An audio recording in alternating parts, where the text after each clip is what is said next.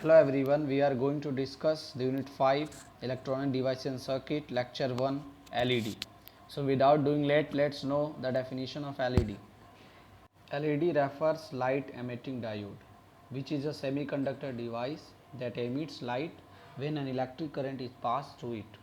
Light is produced when the particles that carry the current, known as electrons and holes, are recombined to each other.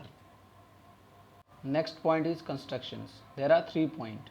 First point is LED is not just an ordinary PN junction diode where silicon is used. It is the combination of the compound of gallium arsenic, phosphorus, which are semi-transparent, unlike silicon, which is opaque. Second point is in an all semiconductor PN junction, some of its energy will be given off as a heat and some of in the form of the photons. In the material such as gallium arsenide phosphide or gallium phosphide, the number of photons of light energy is emitted is sufficient to create a visible light source.